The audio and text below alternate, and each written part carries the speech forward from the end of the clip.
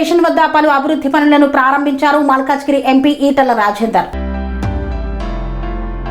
Malkajgiri parliament పరిధిలోని ప్రజల చిరకాల కోరిక నెరవేరుస్తూ 80 కోట్ల రూపాయలతో కేంద్ర ప్రభుత్వ నిధులతో చేపట్టనున్న పలు అభివృద్ధి పనులకు మల్కాజ్గిరి పార్లమెంటు సభ్యులు ఈటల రాజేందర్ నేరేడ్మెట్ రైల్వే స్టేషన్ వద్ద శంకుస్థాపన చేశారు. Vajpayee Nagar level crossing gate స్థానంలో రోడ్ అండర్ బ్రిడ్జ్ నిర్మాణం, సఫిల్గూడ రైల్వే స్టేషన్ సమీపంలో పరిమిత ఎత్తు సభ్య నిర్మాణం. ఈ కార్యక్రమంలో స్థానిక ఎమ్మెల్యే మర్రి రాజశేఖర్ రెడ్డి, కార్పొరేటర్లు రాజ్యలక్ష్మి, వి శ్రావణ్ కుమార్, మీనా, ఉపేందర్ రెడ్డి, గున్నాల సునీత శేఖర్ తదితరులు పాల్గొన్నారు. శ్రావణ్ గారు, రాజ్యలక్ష్మి గారు, మీనా ఉపేందర్ రెడ్డి గారు, సునీత శేఖర్ గారు, మేకల సునీత యాదవ్ గారు, శాంతి శ్రీనివాసరెడ్డి గారు, సబితా కిషోర్ గౌడ్ గారు, వేదిక ఉన్నటువంటి పెద్దలకు, మా ముందున్న ప్రెస్ మిత్రులకు, కాలనీ పెద్దలకు, అన్ని పార్టీల నాయకులకు అందరికీ నమస్కారం. జై తెలంగాణ, భారత్ మాతాకి, భారత్ మాతాకి.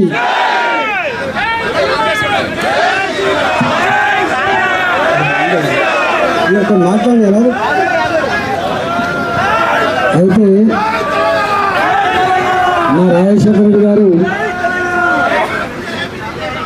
ఆర్థిక పరిస్థితి మాట్లాడు, రైల్వేస్ మాట్లాడు, డిఫెన్స్ మాట్లాడు, రాష్ట్ర ప్రభుత్వం కేంద్ర ప్రభుత్వం ఇంకా మాట్లాడితే ఇంకో అర్ధగంట సేపు మాట్లాడుతుంది. నేను వారిని ఇద్దరు ఉండరాదు అని రాయనకు మళ్ళీ మంచి గెలిపించుకే రాదు.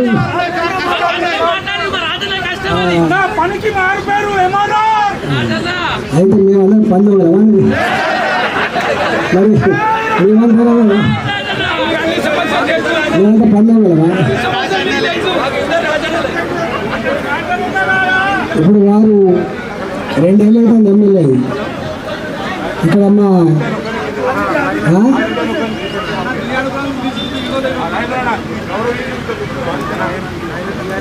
అయితే ఒక మాట ఏంటంటే వారు మాట్లాడింది, నేను మాట్లాడలేదా నేను ఏమంటున్నా, మా మిత్రుడు రాజశేఖర్ రెడ్డి సోషల్ మీడియాలో చాలా యాక్టివ్ ఉంటాడు, చూసిన చాలా యాక్టివ్ ఉంటాడు.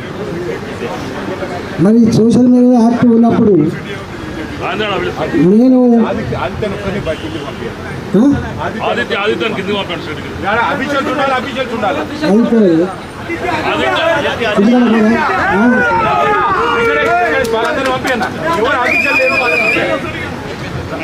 అయితే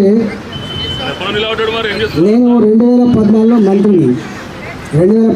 మంత్రిని, మా మంత్రివర్గ సహచరుడు హరీష్ రావు ఆయన ఒక శిలాఫలకం వేసింది. ఇక్కడ ఏం శిలాఫలకం?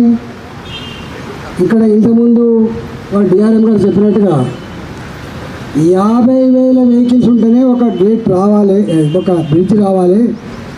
10 లక్షల ట్రాఫిక్ ఉంది అంటే 9.5 లక్షలు ఎక్స్ట్రా ఉన్నా కూడా ఇప్పటిదాకా బ్రిడ్జ్ కట్టలేదు. ఇది షేమ్ఫుల్. అవునా కానీ చెప్పండి, ఎవరు వేసిందో? నేను ఆర్థిక మంత్రి అప్పుడు చెప్తున్నా, అందుకని నేను ఇదే ఓపిక లేకపోతే మీరు ఫోన్ బాగలేదు. ఎందుకంటే నేను వాళ్ళ కోసం మాట్లాడుతున్నాను, మీకోసం మాట్లాడుతున్నాను. నేను ఇవన్నీ చూస్తున్నాను కదా. నేనేమంటున్నా, రాజశేఖర్ గారు 2 మంచి విషయాలు చెప్పింది. ఏమని? ఈ భారతదేశ చరిత్రలో 2022 గప్పుడు మోడీ గారి ప్రభుత్వం ఈ రాష్ట్రాలు సహకరిస్తలేవు, దానివల్ల రైల్వే ప్రాజెక్టులు లేట్ అవుతున్నాయి, ప్రజలకు అసౌకర్యం కలుగుతుంది, రాష్ట్రాల అభివృద్ధిలోనే దేశ అభివృద్ధి ముడిపడి ఉందని చెప్పి మొట్టమొదటిసారిగా ఆలోచించిన మహనీయుడు నరేంద్ర మోడీ గారు.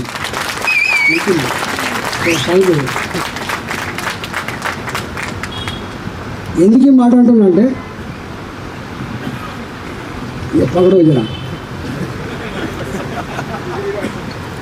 నేను కొత్తగా మంత్రి అయినా మీరు వినాలి, ఎందుకంటే రాజశేఖర్ రెడ్డి చెప్పిన దానికి అంటే విషయం అర్థమవుతుంది. నేను 2014లో ఆర్థిక మంత్రి అయినా. నా దగ్గర హుజరాబాద్ టు పరకాల ఒక 200 కోట్ల ప్రాజెక్ట్ కోట్లతోటి ఒక ప్రాజెక్ట్ మొదలుపెట్టిన 4 line road plus bridge. Railway department అప్పుడు మేము 4 లైన్ బ్రిడ్జ్ నిర్మించాం. ఇది మా డ్యూటీ కాదు, కేవలం ఒక సింగిల్ లేన్ ఓవర్ బ్రిడ్జ్కి మాత్రమే పైసలు ఇస్తాం, అది కూడా పట్టాల మీదనే ఇస్తామని చెప్తున్నారు. నేనైనా 200 కోట్ల ప్రాజెక్టు నువ్వు ఇస్తాం 30 కోట్లు 40 కోట్లు ఇవ్వాలి, ఎందుకంటే దిక్కుమల్ల బిచ్చమెత్తినట్టు చేస్తారని చెప్పి నేను లొల్లి పెట్టినా. కానీ కాలే 200 కోట్ల ప్రాజెక్టుకి ఆనాడు రైల్వే ఇచ్చింది కేవలం 6 కోట్లు మాత్రమే, అది కూడా పట్టాల మీద ఇచ్చింది. నువ్వు చెప్పినవన్నీ నువ్వు మళ్ళీ గెలవాలి. ఇక్కడ నీ ఎజెండా ఏముందని మళ్ళీ గెలవాల్సింది ఎజెండా ఉంటుంది. కావాలంటే తమను పడుతున్నావు, తప్పు లేదు. చెప్పుకుంటాను అన్నీ చేసుకుంటాను, తప్పు లేదు, చేసుకో, తప్పకుండా మా ఆశీర్వాదం కూడా ఉంటాయి. కానీ నేనేమంటున్నా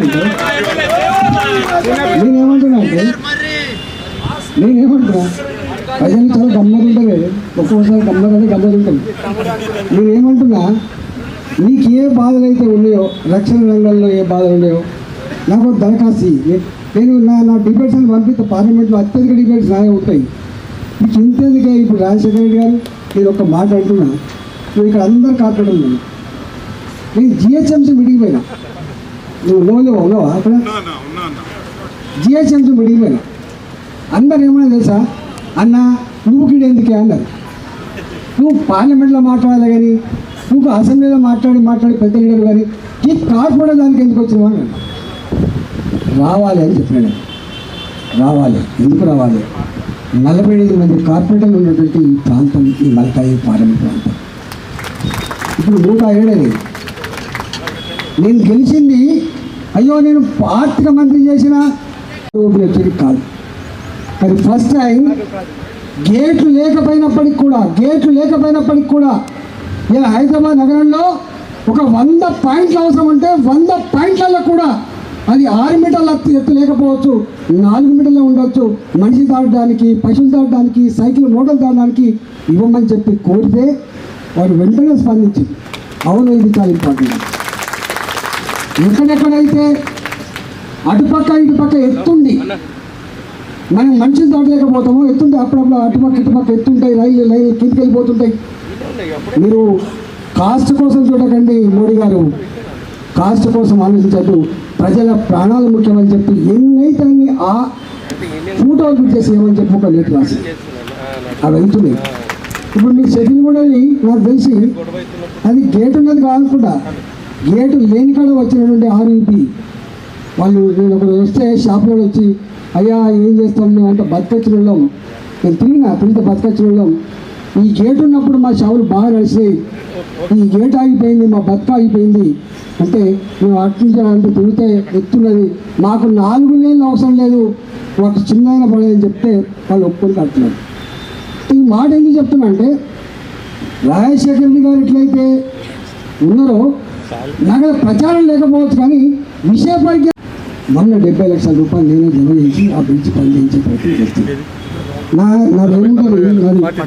ఇంకొక మాట చెప్తున్నా రాజశేఖర్ మీకు, అంటే జనం ప్రజల వరకు కూడా చెప్పాలి.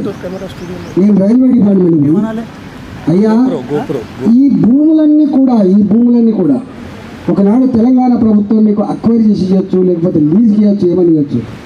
కానీ ఈ డిపార్ట్మెంట్ ప్రజలకు సౌకర్యం కలిగించడం కోసం ఉండాలి తప్ప ప్రజలకు ఇబ్బంది పెట్టే పరిస్థితి రావద్దు అని చెప్పి నాకు తెలిసి మరి వీరి కాన్సెన్స్ ఇక్కడ ఉంటుంది. మౌలాల దగ్గర ఒక రోడ్డు నేనే స్వయంగా రోడ్డు కోసం ప్రతిపాదించాను, ఈ రోడ్ వేయాలి ఇక్కడ.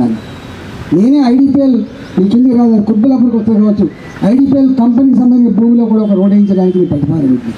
అంటే ఎక్కడ కూడా అది కేంద్ర ప్రభుత్వమైనా రాష్ట్ర ప్రభుత్వమైనా తాత జాగీర్ కాదు, జాగీర్ ప్రజల్ని మాత్రమే.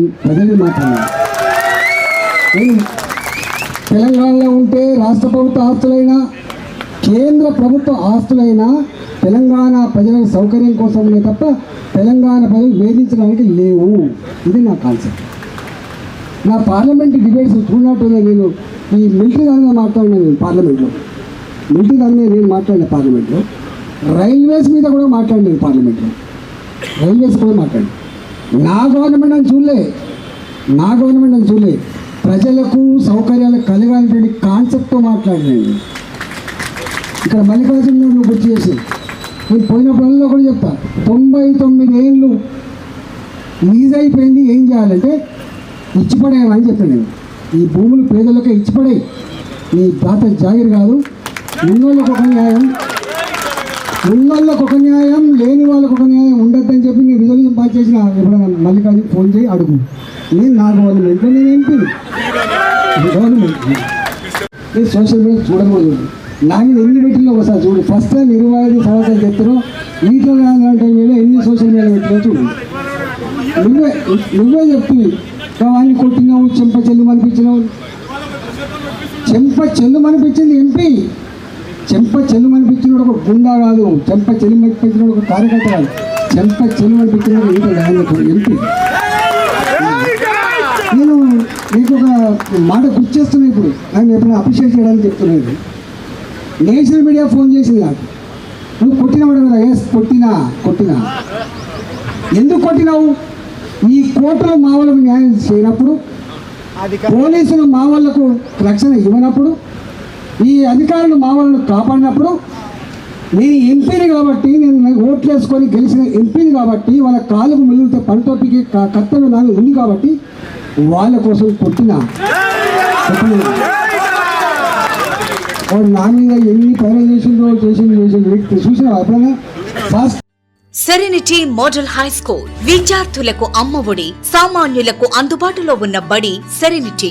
మేడ్చల్ జిల్లాలో మేటిగా నిలిచి సాటిలేని ఫలితాలను సాధిస్తున్న #1 స్కూల్ సెరెనిటీ. మా ప్రత్యేకతలు ప్రతి విద్యార్థి పట్ల వ్యక్తిగత శ్రద్ధ, activity based learning and digital classrooms, computer lab, 100% ఫలితాలు, sports and cultural activities, yoga, abacus మరియు Vedic maths education. Please visit Serenity Model High School, Nagaram. Admissions are in progress. Call 040-271-46899 and 040-271-48699.